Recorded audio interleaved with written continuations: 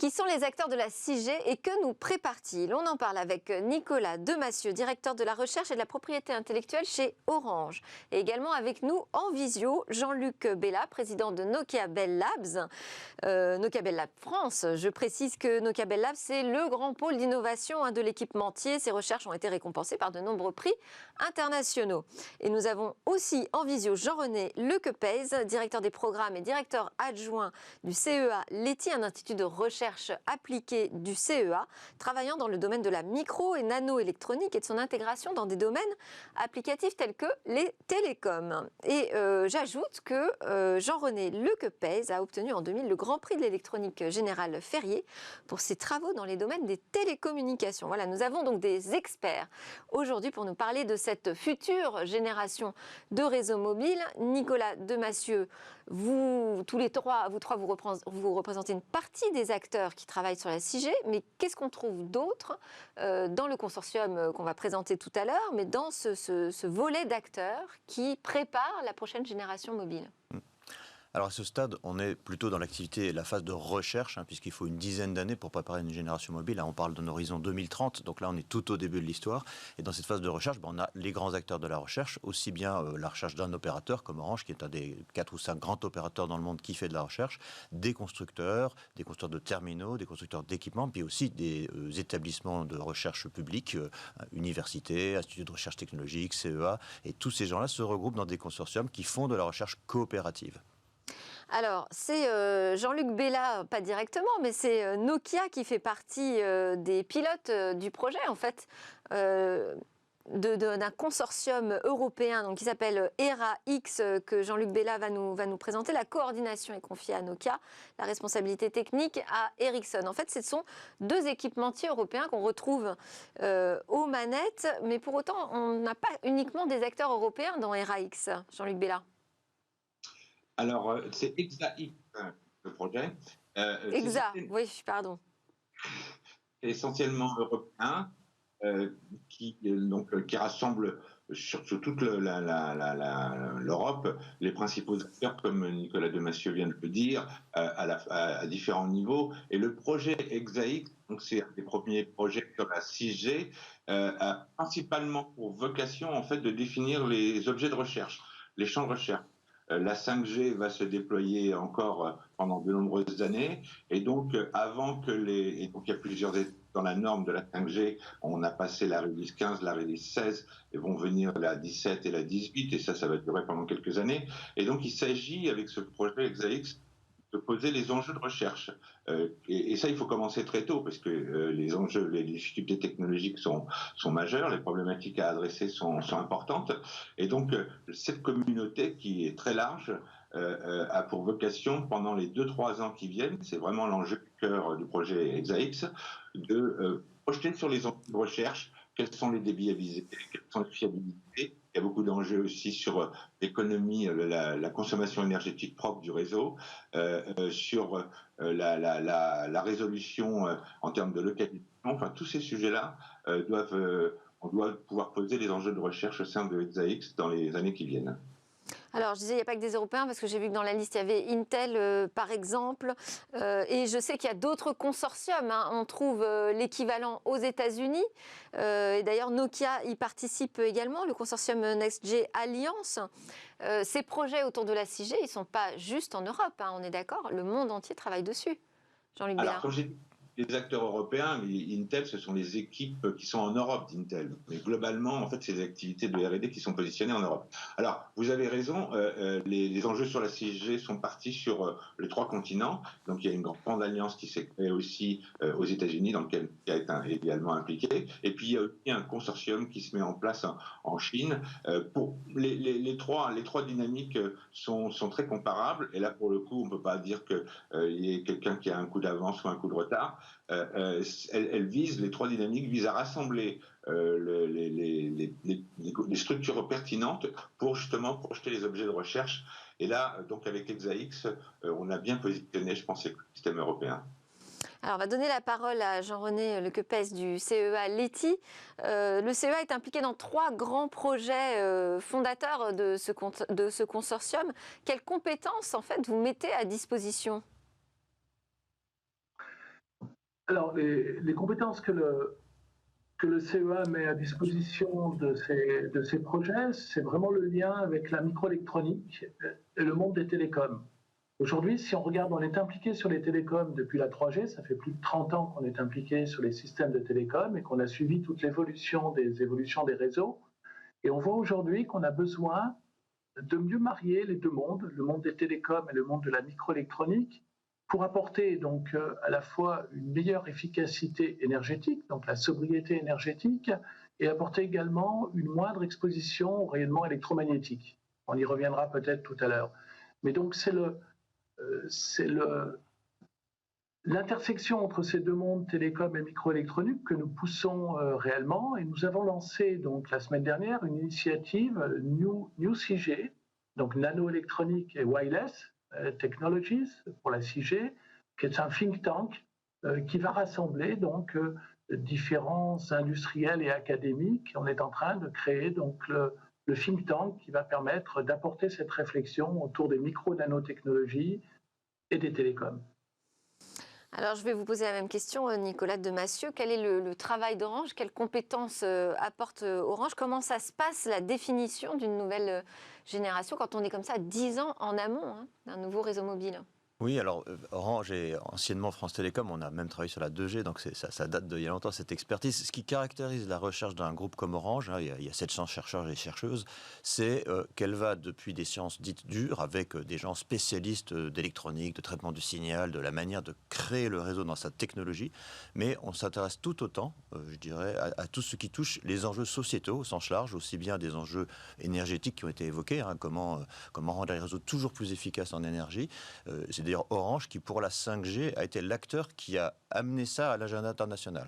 C'était en 2015, et si on en parle aujourd'hui de l'efficacité énergétique de la 5G, c'est parce que les chercheurs d'Orange ont poussé ça dans les agendas de recherche internationaux, et après on avait 400 contributions techniques pour les faire arriver dans de la technologie. Et ces enjeux sociétaux touchent aussi des sujets d'inclusion, parce qu'il faut que les réseaux ils soient disponibles pour tous. On est aussi opérateur en Afrique, donc il faut penser à demain, les réseaux, ils vont aussi aller dans d'autres continents. Et donc on représente aussi cette dimension sociétale autour de l'énergie, autour de l'inclusion, autour de l'acceptabilité en général des technologies. Et c'est un sujet qui est de plus en plus important dans les dynamiques mondiales de normalisation de technologies. Bon, question un peu provocatrice pour Jean-Luc Bella. On n'aurait pas pu juste faire une évolution de la 5G plutôt que de repenser encore une révolution mobile? Je pense, en fait, quand on a déjà la 5G, c'est quand même une révolution en soi, puisqu'il y a l'évolution de la structure radio, etc., mais il y a le cœur de réseau. Et il faut, comment dire, quand on évoque une nouvelle génération, avoir beaucoup d'ambition. Et donc, il peut y avoir des changements majeurs. Et donc, c'est un peu la nature de la 6G. C'est-à-dire que la 5G, elle a pour vocation, on rajoute des choses, mais il y a une base qui est construite et ça doit durer 10 ans. Et donc là, l'enjeu sur la 6G, c'est vraiment de voir quelle est la base future dont on a besoin. Parce que de quoi on va parler avec la 6G? On va parler en fait d'un lien très fort entre le monde physique, le monde digital, voire biologique, avec des duplications de jumeaux numériques, des services temps réel où il y aura à la fois la visibilité dans le monde physique et dans le monde numérique. Donc il y a une ambition très forte et il faut bien comprendre si la base sur laquelle on va travailler dans le futur est la bonne. Donc en fait, voilà, c'est une nouvelle charpente, mais encore une fois, c'est la manière dont on a fait évoluer les réseaux, j'allais dire les réseaux mobiles, mais en fait les infrastructures numériques du futur. Et donc c'est plutôt bien de se poser les bonnes questions dès le départ avant de lancer tout un travail de normalisation qui ne démarrera pas d'ailleurs sur la 6G avant 4-5 ans. Il faut regarder les ordres de grandeur du travail qu'il y a à faire.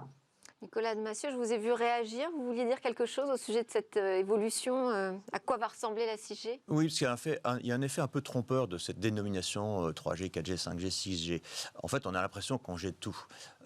Les réseaux, tout ce qu'on a déployé, les fibres optiques, les antennes, les câbles, les alimentations, et même les terminaux, on ne les jette pas du jour au lendemain. Au contraire, c'est une force de notre industrie d'avoir toujours assuré la compatibilité avec les anciennes technologies, et on ne laisse pas tomber les gens parce qu'ils ont juste un téléphone 2G dans la poche. Donc ça, c'est vraiment important de penser que c'est une couche supplémentaire qu'on va rajouter sur un existant qui sera quand même très réutilisé. Et c'est important économiquement parce que pour nous, c'est des capex. Hein, on les achète, ces réseaux, si on ne va pas les jeter tous les 10 ans. Ouais.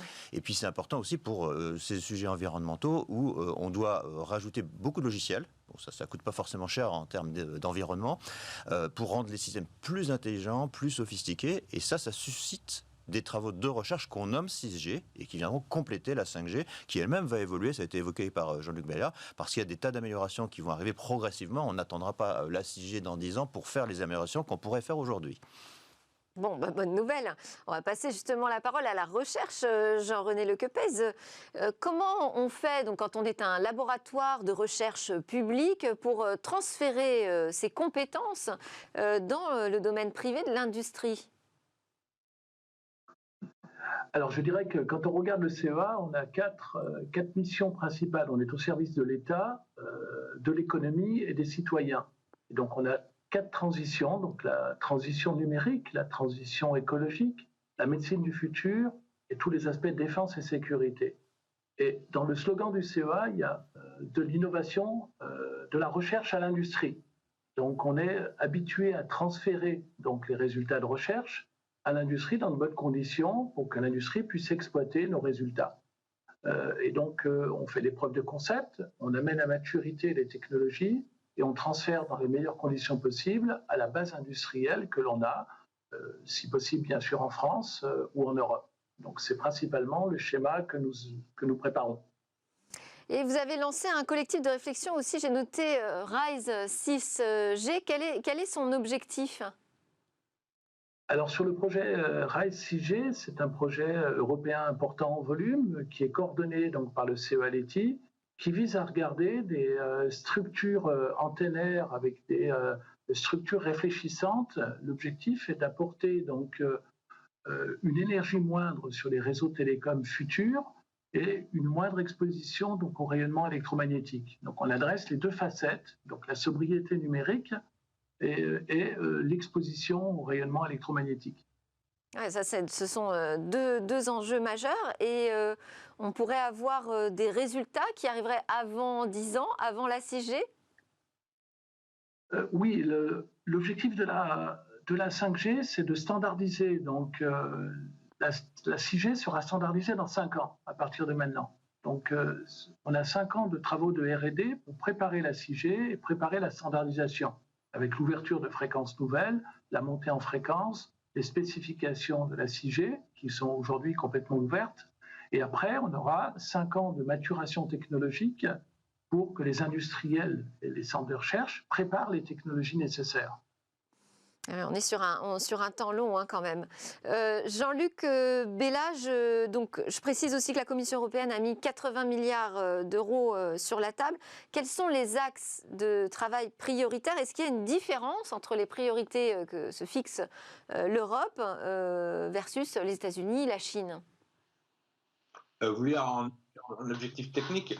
Non, oui. Globalement, pour le moment, sur les 3 continents, les objectifs techniques sont à peu près semblables. Il y a évidemment un accompagnement pour la montée en débit, parce que ça, c'est un train à l'évolution des infrastructures numériques, mais on retrouve un peu aussi des enjeux sur la fiabilité des réseaux avec la précision, la consommation intrinsèque énergétique des réseaux. On va avoir déjà dans la 5G, il y a une connexion sur les objets qui va être très importante, mais là, on va avoir une connexion avec des objets qui ne consomment rien, qui disparaissent dans la nature, tellement ils consomment peu. Et puis, ce que j'ai dit aussi, c'est donc ce temps réel qui fait qu'on va avoir, on a aujourd'hui beaucoup de travaux sur les jumeaux numériques, mais qu'on va avoir finalement dans le monde numérique une duplication du monde physique. Et ça fait partie des enjeux qu'on retrouve sur les 3 continents.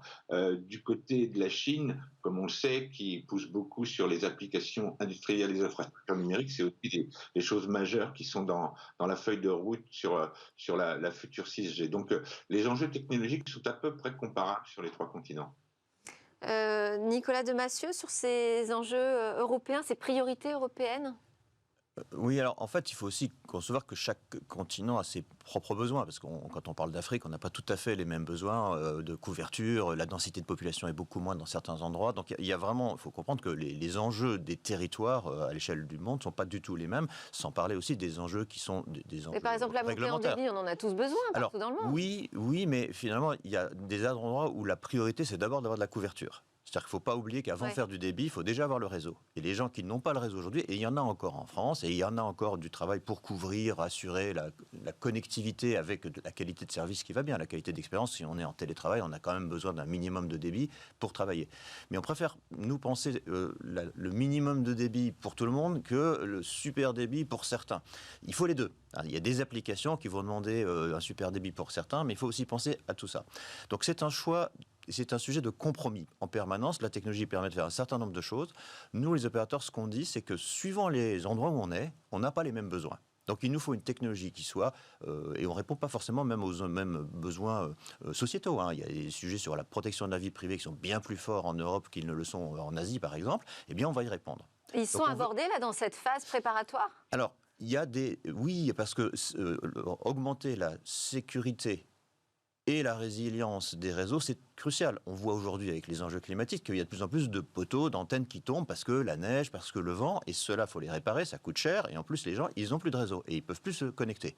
Donc, on voit monter que peut-être hier, l'enjeu principal, c'était l'ultra haut débit, peut-être que demain, l'enjeu, et ça, on a fait des études un peu prospectives sur les temps longs, l'enjeu demain, c'est surtout de garantir que le réseau ne va pas tomber en panne quand on en a vraiment besoin. Et en fait, c'est une question d'avoir la flexibilité dans nos réseaux pour pouvoir gérer un futur qui sera incertain, parce que nul ne sait vraiment ce qui sera en 2030. Nous, notre vision, c'est qu'il faut donner ces compromis dans les mains des opérateurs qui, en fonction des besoins territoriaux et sociétaux du moment, pourront décider, oui, on met beaucoup de débit, ou alors on va surtout travailler sur l'efficacité énergétique. Et ça, on ne peut pas tout avoir à la fois, en fait. Jean-René Lekepez, est-ce qu'il y a des défis technologiques qui vont être plus difficiles que d'autres à relever pour cette 6G dans le temps qui vous est imparti ? Oui, on voit qu'il y a un défi technologique sur la montée en fréquence pour obtenir plus de débit. Donc, ça va demander de développer des technologies particulières, microélectroniques, qui ne seront pas dues à la progression incrémentale liée à la loi de Moore. Vous savez que cette loi de Moore, c'est la loi de la microélectronique qui dit que tous les 2 ans, on double la capacité de calcul sur une puce. Donc, aujourd'hui, on voit bien que les gains attendus pour la 6G ne seront pas faits avec les progrès incrémentaux de la loi de Moore. Donc il faut qu'on imagine autre chose, une autre technologie montant plus haut en fréquence et pouvant répondre aux besoins. Donc on a également besoin de préparer vous savez que dans des fonctions aujourd'hui de téléphonie cellulaire, on a beaucoup d'opérations de filtrage. Et aujourd'hui, on arrive à plus de 100 filtres sur un téléphone portable. Donc il faudra trouver des solutions pour avoir des filtres programmables permettant de limiter le nombre de composants et limiter le coût de nos futurs téléphones. Expliquez-nous juste cette notion de filtre. Ils servent à quoi ces filtres ? Ces filtres, ils servent à se mettre dans la bonne bande spectrale et de récupérer l'information émise pour la démoduler ensuite et transformer ces informations radio en informations de bits et d'informations. Donc, là, il y a un enjeu majeur. Il y a un enjeu majeur également sur les amplificateurs de puissance, qui sont une des pièces maîtresses d'un téléphone ou d'une infrastructure téléphonique qui consomme beaucoup et qu'il faut améliorer l'efficacité énergétique. Et puis également le besoin d'aller vers des antennes plus intelligentes. Au lieu d'utiliser des antennes qui rayonnent de façon omnidirectionnelle, comme aujourd'hui, l'idée c'est d'aller vers des antennes qui seront plus directives pour focaliser l'énergie électromagnétique dans une seule direction et dans la direction d'un utilisateur pour permettre d'augmenter les débits vers cet utilisateur sans polluer le spectre électromagnétique en émettant dans toutes les directions. Donc des antennes beaucoup plus agiles et beaucoup plus performantes. Jean-Luc Bella, est-ce que vous pouvez nous faire rêver un peu sur les promesses de performance technique qu'apportera la 6G ? Alors, oui, je vais répondre, mais déjà, je vais continuer dans ce que vient de dire Jean-René sur les enjeux technologiques majeurs. Oui. Il y en a qui seront aussi à la périphérie de ce réseau 6G, puisqu'on aura un réseau avec comme je disais, une connexion parfaite entre le monde physique et numérique. Et c'est dans le champ ce qu'on appelle l'interface homme-machine, comme la souris de votre PC, tout un tas d'objets comme ça, qu'on va voir des évolutions scientifiques et des découvertes, à mon avis, des avancées importantes, puisqu'on aura pratiquement une continuité entre le monde physique et le monde numérique. Alors maintenant, en termes de performance, comme on est à l'étape de la recherche et des objets de recherche, les ambitions sont très importantes. On pose des objectifs ambitieux, je veux dire, on vise jusqu'à 100 gigabits en termes de capacité et 5 gigabits au edge. On vise des latences qui soient en dessous de la milliseconde avec une fiabilité, ce qu'on appelle la 10-9, c'est-à-dire il y a moins d'une erreur sur 10 puissance 9 paquets envoyés. On vise une mise en échelle, une flexibilité des réseaux qui permettent d'accompagner des millions de devices, d'objets connectés au kilomètre carré. On vise justement un environnement Internet des objets qui soit pratiquement à zéro consommation d'énergie en fonction des optimisations qui sont traitées au cœur du réseau. Et puis on vise des précisions de localisation en dessous du centimètre, à la fois indoor, outdoor, enfin à l'intérieur et à l'extérieur. Donc voilà, sur le papier, les objectifs techniques sont très ambitieux, mais c'est assez, je dirais, naturel dans cet exercice-là. Alors après, il y aura peut-être des priorités qui seront données. Nicolas Demassieux l'a bien évoqué, il peut y avoir en fonction du service des priorités entre couverture et de débit. Après, il peut y avoir des évolutions qui vont focaliser. C'est d'ailleurs l'objet du projet X qu'on coordonne dans nos cas, c'est de voir quel est le compromis. On a à peu près 5-6 directions d'optimisation technologique. Quelles sont celles qui sont compatibles entre elles et qui feront du sens pour les nouveaux services qui viendront dans longtemps et dont l'imagination de ces nouveaux services est immense et souvent on découvre les services après, c'est un peu l'évolution des infrastructures numériques. On a posé les fibres, ont donné la capacité, les services ont émergé. Merci Jean-Luc Bella pour ces promesses technologiques qui nous font rêver. C'est vrai que pour les usages, c'est peut-être un petit peu tôt d'en parler, de les imaginer aujourd'hui. On voit déjà que sur la 5G, on a encore des labs chez Orange qui travaillent sur imaginer ces nouveaux usages autour de la 5G. Donc pour la 6G, on va attendre un petit peu, non ? Oui, alors faut distinguer des usages spécifiques avec des apps, alors soit dans le domaine de l'industrie, parce qu'on a vu aussi qu'avec la 5G, ce qui est vraiment nouveau, en plus de pouvoir amener un très bon réseau pour tout le monde, hein, pour vous et moi, on a des capacités maintenant de faire l'agriculture intelligente avec des capteurs, de faire de la logistique avec des capteurs, parce qu'on sait aujourd'hui que la moitié des camions circulent à moitié vide. Est-ce que c'est une bonne idée ? Non, c'est pas une bonne idée. Qu'est-ce qu'il leur manque ? Il leur manque peut-être une infrastructure numérique nous permettant d'optimiser globalement les chaînes logistiques. Et vous voyez qu'aujourd'hui, c'est un des éléments d'actualité. Et nul ne pouvait le prévoir. Ça, c'est déjà des choses qu'on pourra faire avec et donc la 5G sera un grand laboratoire. Je pense qu'il faut aussi qu'on apprenne à faire des retours d'expérience, nous, industriels, opérateurs ou équipementiers, sur ce qu'on fait avec la 5G. C'est-à-dire que la 6G, notre conception des choses, c'est-à-dire oui, il faut faire de la recherche aujourd'hui parce que ça prend du temps. Hein, l'antenne d'intelligence qu'on utilise aujourd'hui dans la 5G, elle a été inventée par un chercheur en 2010. Hein, donc ça fait longtemps que les papiers scientifiques ont été faits. Pour la 6G, il y a la recherche, mais il y a la certitude qu'il faut comprendre les usages d'aujourd'hui pour préparer les besoins de demain. Ce sera votre mot de la fin. Merci beaucoup à Jean-René Lequepez du CEA Leti, à Jean-Luc Bella de Nokia Bell Labs France et Nicolas Demassieux d'Orange pour cet aperçu sur la 6G. Alors juste après la pause, on retrouve notre sujet sur la confidentialité. On va parler des emails qui sont des courriers non confidentiels.